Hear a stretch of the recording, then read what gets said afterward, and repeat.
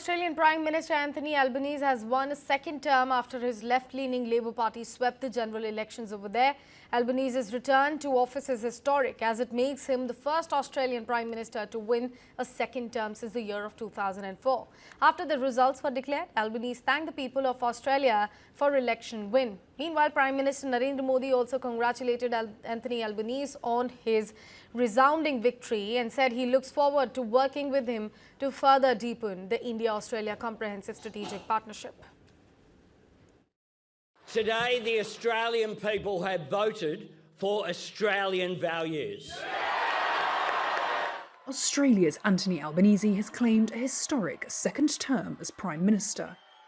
It's a dramatic comeback for the Labour leader, powered by voters' concerns about the influence of US President Donald Trump.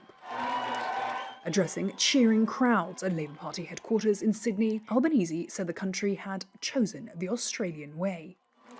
Because we are proud of who we are and all that we have built together in this country.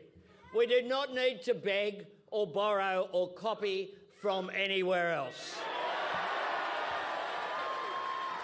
We do not seek our inspiration overseas.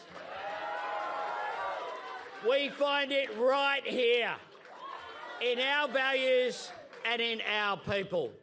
He is the first Australian Prime Minister to win a consecutive 3-year term in 2 decades. While Peter Dutton, the leader of the Conservative Liberal Party, conceded defeat and the loss of his own seat in Parliament that he had held for 2 decades. Thank you. Now, we didn't do well enough during this campaign. That much is obvious tonight, and I accept full responsibility for that. Earlier on, I called the Prime Minister to congratulate him on his success tonight. It's an historic occasion for the Labor Party, and we recognise that. The Liberals had previously led the opinion polls, but Dutton, a former policeman with a reputation for being tough on crime and immigration, became dogged by his perceived ideological closeness to Donald Trump. Earlier in the day, voters said Trump's volatile policies, along with cost of living pressures and welfare issues, were among their top concerns.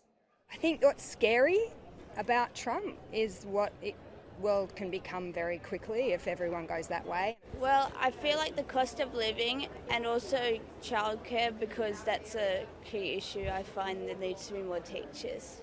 I think what's most important to me is a kinder, more thoughtful and compassionate society. Australia is one of the world's few democracies with mandatory voting for their 18 million eligible voters. Many marked Election Day with the ritual of having a so-called democracy sausage, dressing in swimwear.